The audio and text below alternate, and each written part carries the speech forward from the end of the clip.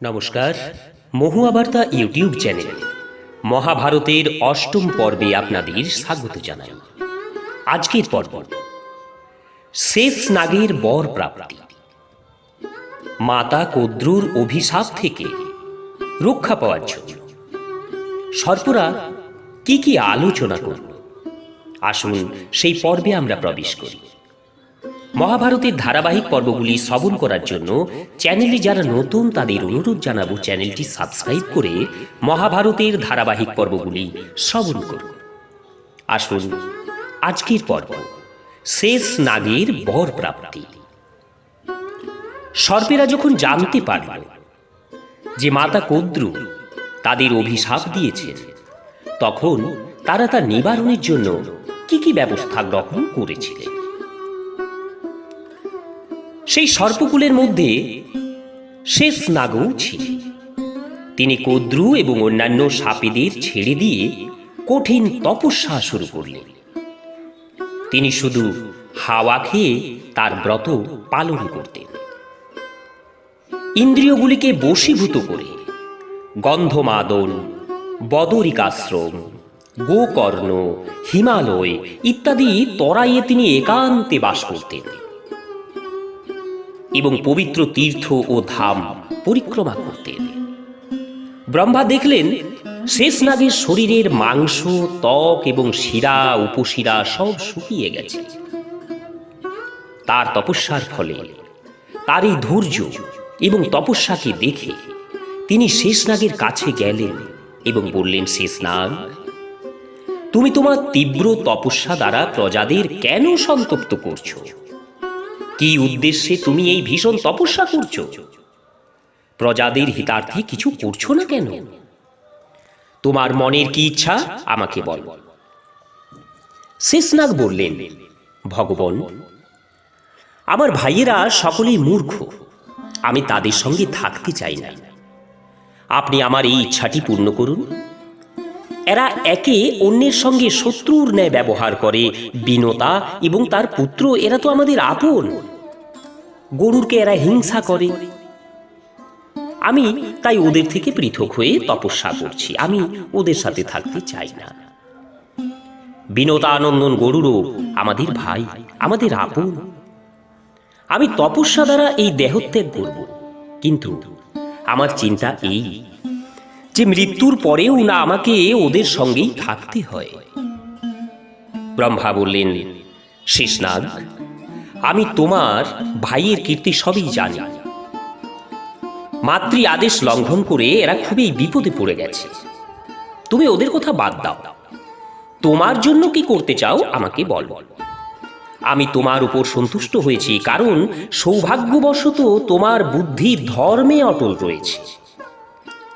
তোমার বুদ্ধি যেন সর্বদা এমন ভাবেই থাকে। শেষনাগ বললেন, পিতামহ, আমি সেই বরেই চাই যাতে আমার বুদ্ধি ধর্ম, তপস্যা এবং শান্তিতে যেন সংলগ্ন হয়ে থাকে। ব্রহ্মা বললেন, শেষনাগ, আমি তোমার ইন্দ্রিয় এবং মনোসংযোগে অত্যন্ত সন্তুষ্ট হয়েছি। আমার আদেশে তুমি প্রজাদের হিতের জন্য এক কাজ করো। এই পৃথিবী, সমস্ত পর্বত, বন, সমুদ্র, গ্রাম, মন্দির, নগর সব হিল্লোলিত হচ্ছে। তুমি একে এমন ভাবে ধারণ করে থাকো যাতে এই পৃথিবী অচল হয়ে বিরাজ করে। শেষনাগ বললেন, আপনি সকল প্রজার স্বামী এবং সমর্থ। আমি আপনার আদেশ পালন করব। আমি পৃথিবীকে এমন ভাবে ধারণ করে থাকব যাতে এটি হিল্লোলিত না হয়। আপনি এটি আমার মস্তকের উপর স্থাপন করুন। ব্রহ্মা বললেন, শেষনাগ, পৃথিবী তোমাকে পদ দেবে। তুমি এর ভেতরে ঢুকে পড়ো। তুমি এই পৃথিবীকে ধারণ করে আমার অত্যন্ত প্রিয় কাজ করবে। ব্রহ্মার নির্দেশ অনুসারে শেষনাগ ভূগর্ভে প্রবেশ করলেন এবং নিচে চলে গিয়ে সমুদ্র বেষ্টিত পৃথিবীকে চতুর্দিক থেকে ঘিরে তার মাথার উপরে তুলে নিলেন। তিনি তখন থেকে স্থির হয়ে অবস্থান করতে লাগলেন। ব্রহ্মা তার ধর্ম, ধৈর্য এবং শক্তির প্রশংসা করে নিজ স্থানে ফিরে গেলেন। মায়ের অভিশাপ শুনে বাসুকী নাগ অত্যন্ত চিন্তিত হলেন। তিনি ভাবতে লাগলেন কি করে এর প্রতিকার করা যায়। তিনি ভাইদের সঙ্গে গিয়ে পরামর্শ করতে লাগলেন। বাসুকী বললেন, ভাইগণ, তোমরা জানো যে মা আমাদের অভিশাপ দিয়েছেন, আমাদের ভেবেচিন্তে তার প্রতিকারের উপায় তো বার করতে হবে। সব অভিশাপের প্রতিকার হতে পারে, কিন্তু মায়ের অভিশাপের কোনো প্রতিকার ভেবে পাচ্ছি না। আমাদের এখন আর সময় নষ্ট করা উচিত নয়, বিপদ আসার আগেই উপায় বের করলে কাজ হতে পারে। তখন সমস্ত বুদ্ধিমান এবং চালাক সর্পরা ঠিক ঠিক ঠিক ঠিক বলে চিন্তা ভাবনা করতে লাগল।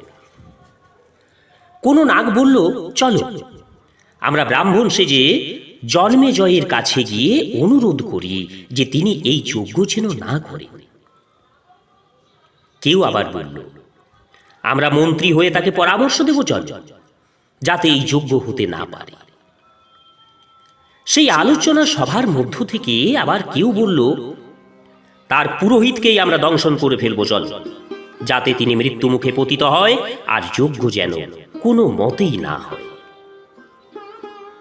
ধর্মাত্মা এবং দয়ালু নাগেরা বলল, ছি ছি ছি ছি ছি, ব্রহ্ম হত্যা করার কথা ভাবা অত্যন্ত মূর্খতা, অশুভ বুদ্ধির পরিচয়।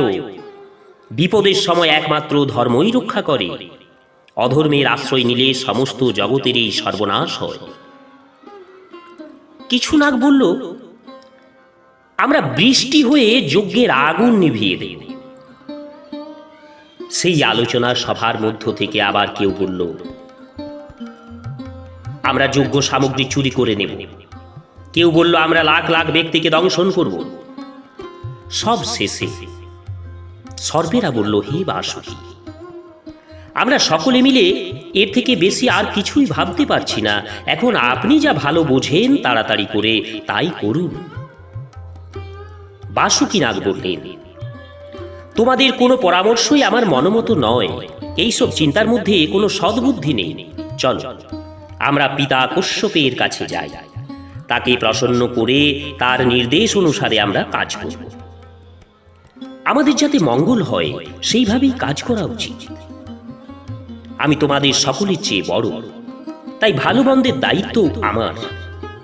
তাই আমি খুব চিন্তায় আছি। এদের মধ্য থেকে এলাপত্র নামে একটি নাগ ছিল।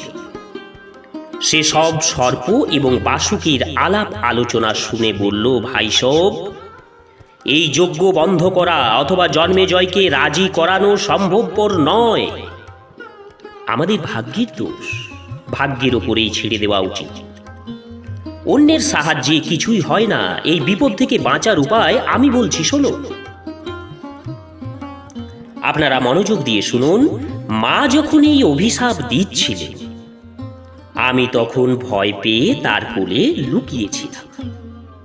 সেই ভীষণ অভিশাপ শুনে দেবতারা ভগবান ব্রহ্মার কাছে গিয়ে বললেন, ভগবান, কঠিন হৃদয় কদ্রু ছাড়া এমন কোনো নারী নেই যিনি নিজ সন্তানকে এই রূপ ভয়ঙ্কর শাপ দিতে পারেন।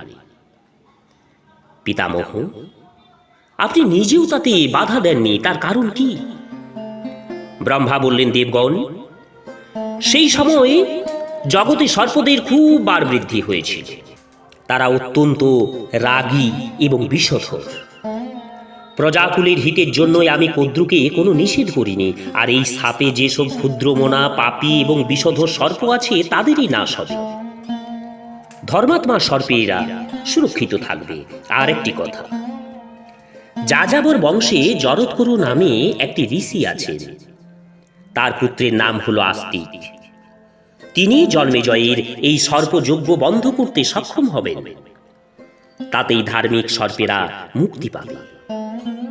দেবতাদের জিজ্ঞাসার উত্তরে ব্রহ্মা জানালেন, জরৎকারু ঋষির স্ত্রীর নামও জরৎকারুই হবে। এই জরৎকারু, যিনি ভবিষ্যতে জরৎকারুর স্ত্রী হবেন, তিনি হলেন বাসুকীর ভগিনী। তার গর্ভে আস্তিক জন্মগ্রহণ করে সর্পদের মুক্ত করবেন। এইরূপ আলোচনা করে ব্রহ্মা এবং দেবতাগণ নিজ নিজ স্থানে চলে গেলেন।